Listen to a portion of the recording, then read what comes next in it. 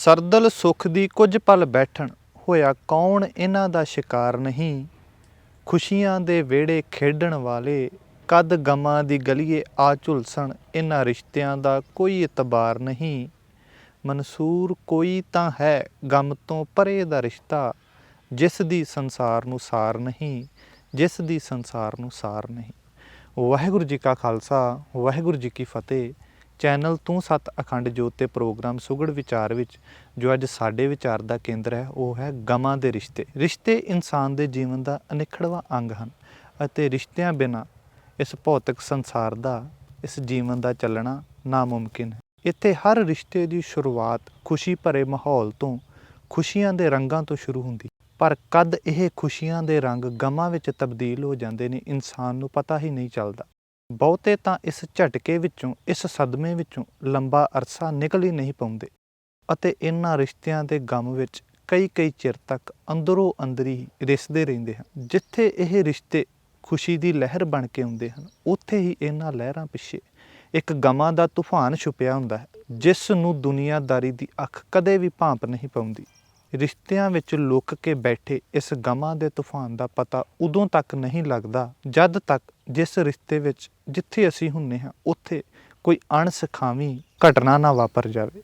ਤਦ ਤੱਕ ਸਾਨੂੰ ਪਤਾ ਹੀ ਨਹੀਂ ਹੁੰਦਾ ਕਿ ਅਸੀਂ ਇਸ ਰਿਸ਼ਤਿਆਂ ਦੇ ਸਮੁੰਦਰ ਵਿੱਚ ਕਿੰਨੇ ਗਹਿਰੇ ਡੁੱਬੇ ਹੋਏ ਹਾਂ। ਜਿੱਥੇ ਜਿੰਨੀ ਗਹਿਰਾਈ ਨਾਲ ਅਸੀਂ ਆਪਣਾ ਆਪ ਦਿੱਤਾ ਹੁੰਦਾ ਹੈ, ਭਾਵ ਆਪ ਜੁੜੇ ਹੁੰਦੇ ਹਾਂ, ਉਹਨਾਂ ਰਿਸ਼ਤਿਆਂ ਦੇ ਟੁੱਟਣ ਨਾਲ ਸਾਡਾ ਧੁਰ ਅੰਦਰੋਂ ਟੁੱਟ ਜਾਣਾ ਲਾਜ਼ਮੀ ਹੈ। ਵੇਖਣ ਨੂੰ ਤਾਂ ਸਾਨੂੰ ਕੁਝ ਰਿਸ਼ਤੇ ਪੱਕੇ ਅਤੇ ਸਕੇ ਦਿਸਦੇ ਹਨ, ਪਰ ਜਦੋਂ ਇਹ ਪੱਕੇ ਤੇ ਸਕੇ ਰਿਸ਼ਤੇ ਵੀ ਖੁੱਸਦੇ ਨੇ, ਤੇ ਜੇ ਇਹ ਰਿਸ਼ਤੇ ਟੁੱਟਦੇ ਵੀ ਨੇ, ਖੁੱਸਦੇ ਵੀ ਨੇ, ਫਿਰ ਇਹ ਗਮਾਂ ਦੀ ਨਿਆਈ ਤੇ ਕੱਚੀ ਬੁਨਿਆਦ ਵਾਲੇ ਨੇ। ਤੇ ਗਮਾਂ ਦੀ ਨਿਆਈ ਕੱਚੀ ਬੁਨਿਆਦ ਵਾਲੇ ਇਹ ਰਿਸ਼ਤੇ ਇਨਸਾਨ ਦੇ ਜਨਮ ਦੇ ਨਾਲ ਹੀ ਜਨਮਦੇ ਨੇ। ਮਾਂ ਪਿਓ, ਭੈਣ ਭਰਾ, ਦਾਦਾ ਦਾਦੀ, ਚਾਚੇ ਤਾਏ ਇਤਿਆਦ ਲੰਬੀ ਲੜੀ ਹੈ ਇਹਨਾਂ ਰਿਸ਼ਤਿਆਂ ਦੀ, ਜਿਨ੍ਹਾਂ ਤੋਂ ਹਰ ਕੋਈ ਭਲੀ ਭਾਂਤ ਜਾਣੂ ਹੈ, ਜਿਨ੍ਹਾਂ ਨੂੰ ਅਸੀਂ ਸਕਿਆਂ ਦਾ ਦਰਜਾ ਦੇ ਕੇ ਨਵਾਜਦੇ ਹਾਂ। ਪਰ ਸਕੇ ਖੂਨ ਕਰਕੇ ਤਾਂ ਹੋ ਸਕਦੇ ਨੇ, ਪਰ ਸੋਚ ਕਰਕੇ, ਵਿਚਾਰਾਂ, ਖਿਆਲਾਂ ਅਤੇ ਖਾਸ਼ਾਵਾਂ ਦੇ ਤਲ ਤੋਂ ਜਦ ਇਹ ਆਪੋ ਆਪਣੀ ਦਿਸ਼ਾ ਨੂੰ ਤੁਰਦੇ ਨੇ, ਬਿਨਾਂ ਬੁਰਾ ਭਲਾ ਵਾਚਿਆਂ, ਬਿਨਾਂ ਰਜਾਮੰਦੀ ਤੋਂ ਤੁਰਦੇ ਨੇ, ਤਾਂ ਇੱਕੋ ਹੀ ਛੱਤ ਥੱਲੇ ਕਈ ਤਰ੍ਹਾਂ ਦੇ ਉਪੱਦਰ ਖੜੇ ਹੋ ਜਾਂਦੇ ਨੇ। ਨਿੱਕੀਆਂ ਨਿੱਕੀਆਂ ਗੱਲਾਂ ਤੋਂ ਮਨ ਮੁਟਾਵ ਵਧਣ ਕਾਰਨ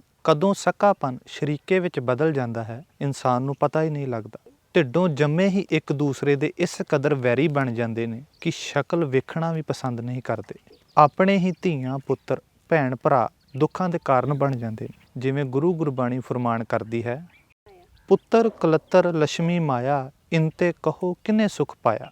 ਇਸ ਸਕੇਪਨ ਦੇ ਸ਼ਰੀਕੇ ਤੋਂ ਦੁਖੀ ਹੋਇਆ, ਪਰੇਸ਼ਾਨ ਹੋਇਆ ਇਨਸਾਨ ਬਾਹਰੀ ਤਲ ਤੇ ਕੁਝ ਰਿਸ਼ਤੇ ਸੱਜਣਤਾਈ, ਮਿੱਤਰਤਾ ਦੇ ਤੌਰ ਤੇ ਬਣਾ ਬੈਠਦਾ, ਜਿਸ ਰਿਸ਼ਤੇ ਨੂੰ ਅਸੀਂ ਪੱਗਵਟ ਭਰਾਵਾਂ ਦੇ ਤੌਰ ਤੋਂ ਸੁਣਦੇ ਆ ਰਹੇ ਹਾਂ। ਰਿਸ਼ਤਾ ਭਾਵੇਂ ਕੋਈ ਵੀ ਹੋਵੇ, ਸਕਾ ਹੋਵੇ ਚਾਹੇ ਆਪ ਬਣਾਇਆ ਹੋਵੇ, ਪਰ ਰਿਸ਼ਤਿਆਂ ਵਿੱਚ ਪਿਆ ਹੋਇਆ ਇਨਸਾਨ ਰਿਸਦਾ ਜ਼ਰੂਰ ਹੈ, ਜਿਵੇਂ ਕੋਈ ਜ਼ਖਮ ਰਿਸਦਾ ਹੋਵੇ। ਇਸ ਦੇ ਕਾਰਨ ਅਨੇਕਾਂ ਹੋ ਸਕਦੇ ਹਨ।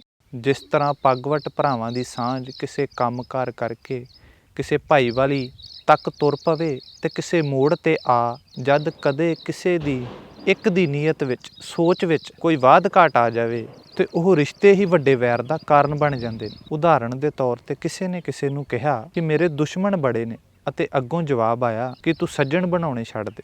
ਕਿਉਂਕਿ ਜਿੰਨੇ ਵੀ ਇਨਸਾਨ ਦੇ ਜੀਵਨ ਵਿੱਚ ਉਪੱਦਰ ਖੜੇ ਹੁੰਦੇ ਨੇ, ਉਹ ਸਾਡੇ ਆਪ ਦੇ ਬਣਾਏ ਰਿਸ਼ਤਿਆਂ ਵਿੱਚੋਂ ਹੀ ਉੱਠਦੇ ਨੇ। ਆਖਦੇ ਨੇ ਬੇਗਾਨੇ ਦੁੱਖ ਨਹੀਂ ਦਿੰਦੇ, ਦੁੱਖ ਆਪਣਿਆਂ ਵੱਲੋਂ ਦਿੱਤਾ ਜਾਂਦਾ ਹੈ। ਅਤੇ ਇਸ ਆਪਣੇਪਨ ਦਾ ਇੱਕ ਪਹਿਲੂ ਹੋਰ ਵੀ ਹੈ ਜੋ ਸੰਸਾਰ ਵਿੱਚ ਬਹੁਤ ਘੱਟ ਵੇਖਣ ਨੂੰ ਮਿਲਦਾ ਹੈ, ਕਿ ਇਹਨਾਂ ਰਿਸ਼ਤਿਆਂ ਵਿੱਚ ਵਿਚਰਦਿਆਂ ਹੋਇਆਂ ਜੇਕਰ ਕੋਈ ਬੜੀ ਸੂਝ ਸਮਝ, ਪ੍ਰੇਮ ਭਾਵ, ਅਦਬ ਦੇ ਨਾਲ ਇਹਨਾਂ ਰਿਸ਼ਤਿਆਂ ਦੀ ਹਿਫਾਜ਼ਤ ਕਰਦਾ ਹੋਇਆ ਇਹਨਾਂ ਨੂੰ ਨਿਭਾ ਵੀ ਜਾਂਦਾ ਹੈ, ਚਾਹੇ ਉਹ ਸਕੇਪਨ ਦਾ ਰਿਸ਼ਤਾ ਹੋਵੇ ਜਾਂ ਫਿਰ ਆਪ ਬਣਾਇਆ ਹੋਵੇ, ਪਰ ਅਖੀਰ ਇੱਕ ਦਿਨ ਉਹ ਵੀ ਗਮ ਦੇ ਕੇ ਤੁਰ ਜਾਂਦਾ ਹੈ। ਕਿਉਂਕਿ ਇਸ ਸਾਹਾਂ ਦੇ ਲੋਕ ਵਿੱਚ ਸਾਹਾਂ ਦੇ ਛੁੱਟਣ ਨਾਲ ਕਿੰਨਾ ਵੀ ਕੋਈ ਪਿਆਰਾ ਨਾਤਾ ਹੋਵੇ, ਛੁੱਟ ਹੀ ਜਾਂਦਾ ਹੈ ਅਤੇ ਛੁੱਟਣ ਨਾਲ ਕਈ ਤਰ੍ਹਾਂ ਦੇ ਗਮ ਦੇ ਜਾਂਦਾ ਹੈ, ਜਿਸ ਗਮ ਦੀ ਭਰਪਾਈ ਸੰਸਾਰ ਦੀ ਕੋਈ ਵੀ ਵਸਤ ਨਹੀਂ ਕਰ ਸਕਦੀ। ਹੁਣ ਜੇ ਅਸੀਂ ਸੂਝ ਸਮਝ ਨਾਲ ਵੇਖੀਏ ਅਤੇ ਜੀਵਨ ਨੂੰ ਵਾਚੀਏ ਤੇ ਕਿਸੇ ਵੀ ਰਿਸ਼ਤੇ ਦਾ ਅੰਤ ਗਮ ਤੋਂ ਰਹਿਤ ਨਹੀਂ ਹੈ। ਫਿਰ ਉਹ ਰਿਸ਼ਤਾ ਵੇਖੀਏ ਜੋ ਸਾਨੂੰ ਗਮ ਤੋਂ, ਇਸ ਦੁੱਖ ਤੋਂ ਛੁਟਕਾਰਾ ਦਿਵਾ ਦੇਵੇ, ਅਤੇ ਉਹ ਫਿਰ ਇੱਕੋ ਹੀ ਇੱਕ ਰਿਸ਼ਤਾ ਹੈ ਉਸ ਅਗੰਮ ਪੁਰਖ, ਮੂਲ ਪੁਰਖ ਸਾਹਿਬ ਸਤਿ ਸ੍ਰੀ ਅਕਾਲ ਪੁਰਖ ਪਿਤਾ ਜੀ ਦਾ, ਜੋ ਸਮੇਂ ਤੋਂ ਪਰਾਂ ਹੈ, ਜਨਮ ਮਰਨ ਦੇ ਗੇੜ ਤੋਂ ਪਰਾਂ ਹੈ। ਜੋ ਸਦੀਵੀ ਹੈ, ਸਥਿਰ ਹੈ, ਉਹ ਹੈ ਸਾਡਾ ਮੂਲ ਪਿਤਾ ਪਰਮਾਤਮਾ। ਗੁਰੂ ਗੁਰਬਾਣੀ ਫਰਮਾਨ ਕਰਦੀ ਹੈ, ਏਕ ਪਿਤਾ ਇਕ ਸਕੇ ਹਮ ਬਾਰਕ। ਉਹ ਪਿਤਾ ਹੈ ਤੇ ਅਸੀਂ ਉਸ ਦੇ ਬੱਚੇ ਹਾਂ, ਅਤੇ ਉਸ ਪਿਤਾ ਪਰਮਾਤਮਾ ਪ੍ਰਤੀ ਆਪ ਦੇ ਅੰਦਰੋਂ ਪਿਤਾ ਵਾਲੀ ਫੀਲ ਜਗਾਈਏ, ਕਿਉਂਕਿ ਇਸ ਪਿਤਾ ਦੇ ਰਿਸ਼ਤੇ ਵਾਲੀ ਫੀਲ ਹੀ ਸਾਨੂੰ ਇੱਧਰ ਦੇ ਗਮਾਂ ਦੇ ਨਾਤਿਆਂ ਤੋਂ ਛੁਟਕਾਰਾ ਦਿਵਾ ਸਕਦੀ ਹੈ।